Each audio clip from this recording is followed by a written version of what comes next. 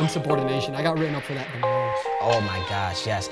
I didn't tell the one story about the Skittles. On God, like this one teacher accused me of dumping Skittles in the staircase. And literally I had a bag of Skittles in my hand and it was unopened and they were still trying to blame me. And I kept putting the bag in their face. Man. This is my bag.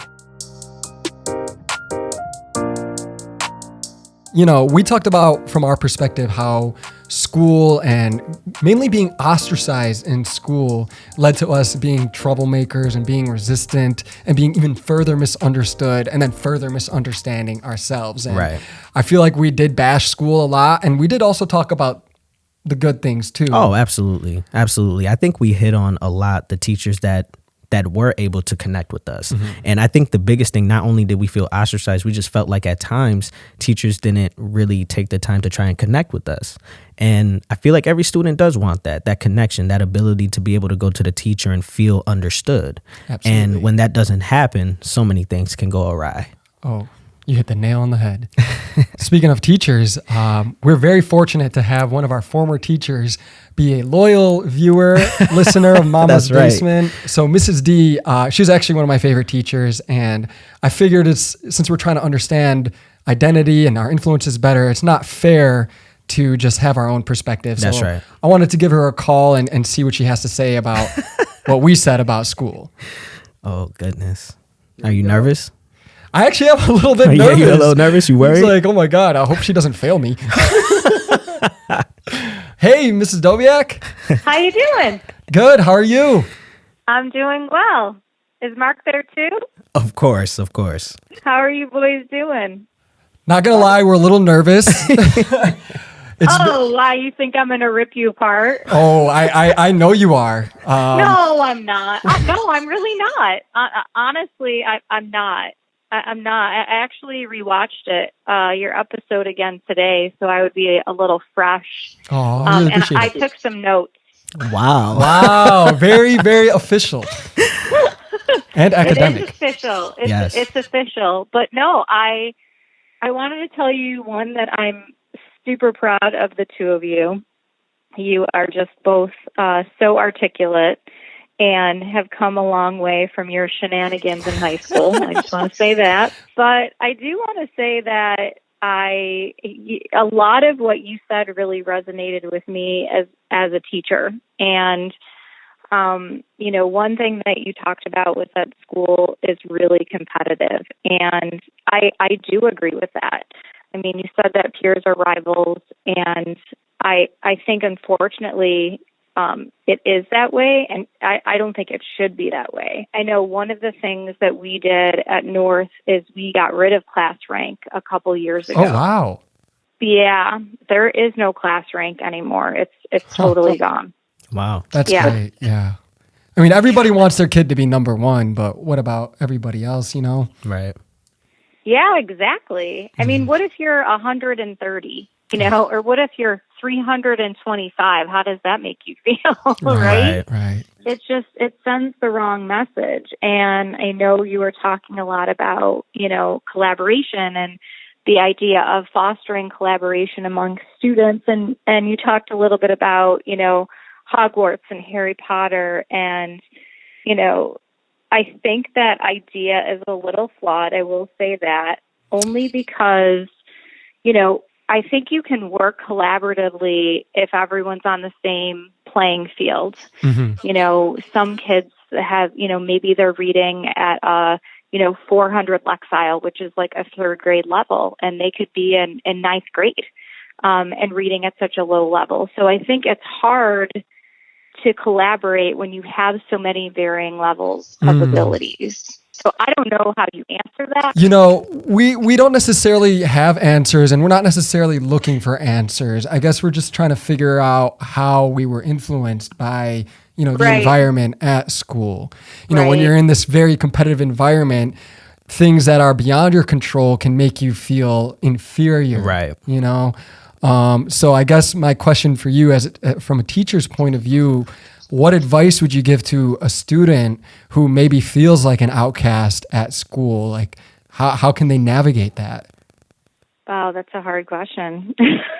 You're putting me on the spot. Well, I think I've had students who felt that way, And, I foster conversations in my classroom all the time. We're always, that's the amazing thing about what, my discipline is that we have real conversations about real life situations Right. and what we can do to help people. Like, my goal as a teacher is not to bestow the content and the knowledge. It really is to foster the interpersonal connections with people, and also to make, my students more empathetic and compassionate individuals. That's always my goal. Mm-hmm. It's always been my goal. Hopefully you saw that in my Absolutely. class. How has school changed from the time that you were in school to the time when we graduated and then till now? Like, what has been the biggest change within education all throughout this time for you being taught and being an educator?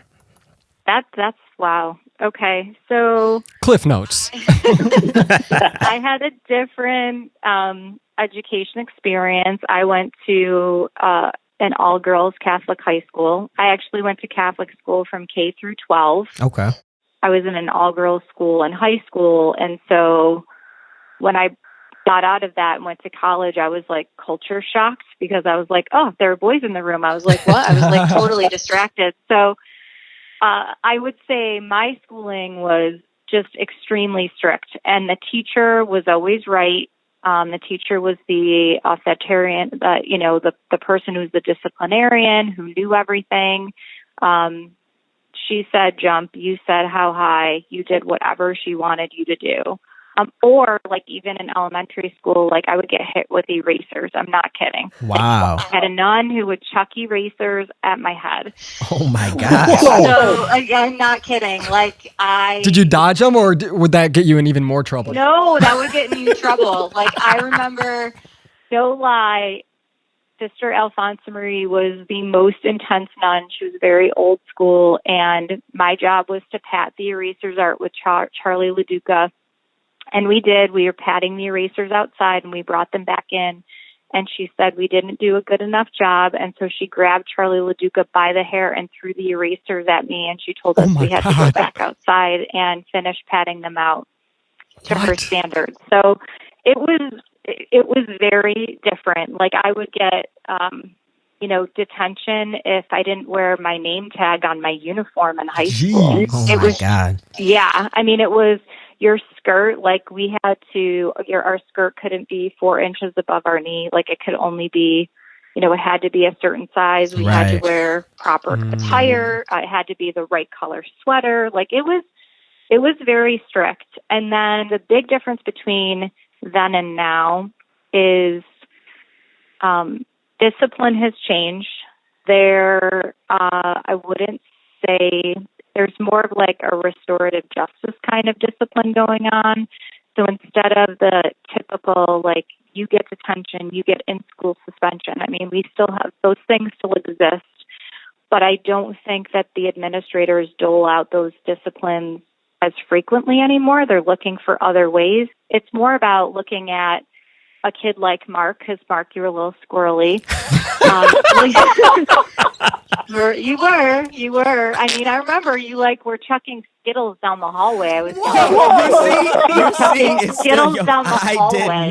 I did not. It was like the last day of school or something, your senior year. I'm like, seriously, Mark? I'm like, you're killing me. Oh my God. So. Okay, Ms. Noviak, the funny thing is, I don't think it made the final cut of the episode, but he talked about that story and how he did not throw the Skittles. There you go. Yes. Throw the Skittles. I did no such thing. I did no such thing. I did not. I swear. I swear. What's the point is? The point is, so now it's more about looking at the student and saying, why? Why did Mark throw the Skittles? Or why did so-and-so cut class? Why is so-and-so acting out? And let's talk about the bigger picture of what's going on. And then how can, I wouldn't say the punishment, because sometimes it's not a punishment, but how can we get that kid back on track? So they're doing a lot of that now versus just you have 5 detentions or you have in-school suspension. I had a student last year who cut class, and he was like, I just didn't feel like coming and I wanted to go home early. And I said, all right. I'm like, I'm not going to write you up, but I'm like, you're going to give up your early release and hang out with me, and I've got a job for you to do. And he's like, okay. So we needed new books stamped in the English office, and I showed him how to stamp them and label and number them. And he goes, this isn't bad. He's like, I would do this anytime. And I go, and you get to spend time with me. He's like, yeah. I said, well, there you go. And something got done, and I got to know him a little bit better. And it was better than him sitting in a restriction room for all day. It doesn't make sense. So I think that's a big change. I think the other big change is probably, the cell phones are really difficult to deal with, even more so than when you were there. They're just more of a distraction. So I had to institute a policy a few years ago that my students hate, but they have to come in, they have to put their phone in a pocket on the wall, and they have to stay there the whole period, because otherwise they're just so distracted. And it's not their fault. They're just completely addicted to their devices. And that even when it was like a transition between an activity, a kid would take out his phone and start watching a football video. I'm like, what are you doing? I'm like, we're actually doing stuff. He's like, I'm done. So I'm like, well, we're not done. God. So that has been one of the biggest struggles I noticed in the last 3 or 4 years, especially with, the increasing use of Snapchat and Instagram and kids keeping up their streaks. And I only know because I have a 16-year-old, so I know the lingo, but I don't know anything about it. You're sharper than me with the lingo. Really, though.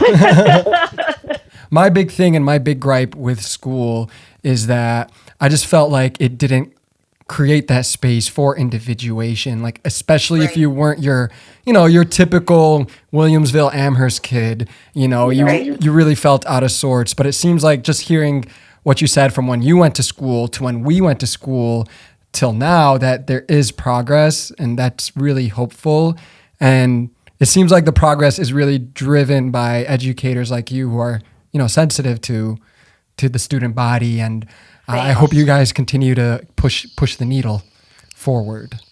I try. And I actually instituted a new unit this year that was brought by another teacher. We did a social justice unit where the students read, they got to pick 11 different books on different types of social injustice. Oh, wow. And they read, some of my students read The Hate You Give this year. They read a book called Juju, which is by a local Buffalo author, Tamario Pettigrew.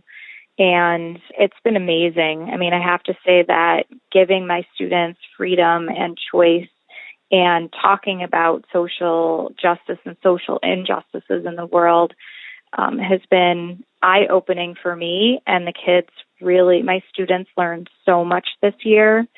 And it's something that I want to do every year. I kind of want to start the next year with this unit as a good way to kind of open our eyes up to, things like you were saying about whitewashing. Like in ninth grade, To Kill a Mockingbird is a canon, and I'm sorry, I hate to say this, but it shouldn't be a canon. I know everyone reveres Harper Lee for this amazing book, but all it promotes is the white savior story. Right. It doesn't promote, what did Tom Robinson do for himself? It doesn't, that's not what students should be learning. And so I'm definitely a little bit, of course, against the grain and the norm of what other people do. And I want my students to see all different types of experiences. And that's my goal as a teacher. And hopefully I gave that to you, and I hope to give it to future generations. I'm not going anywhere for a long time. Good. You definitely did give that to us. And I don't know if you remember, but one of your assignments really did influence my career path. You gave us the option to create a short film based on a short story. So I did what was it called? The Most Dangerous Game. Most Dangerous Game, I remember. And I have to ask, do you have the DVD anywhere? I don't have it. I don't have it anymore. I don't. To this day, I still think that's my masterwork. I don't think I've surpassed that. The sheer comedy and brutality in that film. Yeah. I miss you boys, though. I miss you. We miss you too. We'll have to come visit when, the world is safe again. And, Yes, absolutely. We'll come for that free food. Definitely the free food. You're welcome anytime. Take care, you guys. Stay in touch, okay? We got to talk about the Skittles story. I promise you it wasn't me. Who was it then, Mark? Who was it? Listen, I'm not a snitch. I can't do all that, but it wasn't me. Wrong place, wrong time. Is that your story? That's right. That's exactly right. Like Zero from Holes. The Skittles just fell on your lap. Oh my All right, goodness. Miss Zodiac, have a wonderful evening. Yes, please stay safe. Thank you. You too, guys. Take Talk care. to you soon. Bye. Bye-bye. How you feeling? So you threw the Skittles, didn't you? No, I did not.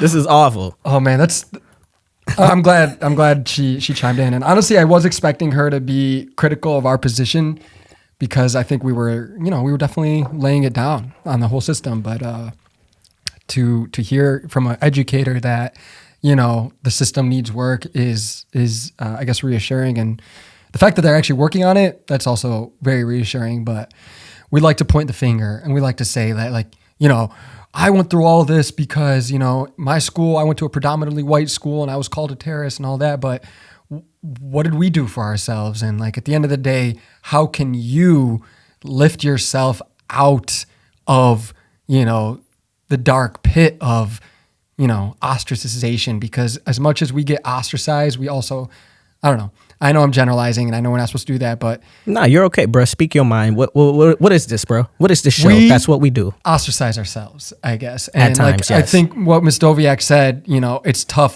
There isn't really much she can do, as a teacher. She sees a kid struggling, she can reach out, she can point them in the direction of a club, but that student needs to put in the work to make the difference in himself, I guess. Oh, well, of course. But I think that the other part that's important is that usually those students who feel like they are ostracized, and not just by their peers, but say administration, teachers, etc., they have a litany of experiences where what we're talking about, where they felt like they could speak up, that did not happen, at least for them. So as much as we want to say it's on them, I think it's very important that we highlight the fact that we need to find that balance where students do have the avenue to speak up, and it is somewhat of a safe space where they're not being judged or condemned for the things that they did, and also have that safe space for teachers can reach out to the students and really have that ability to communicate with one another so that the school can be exactly what it's supposed to be.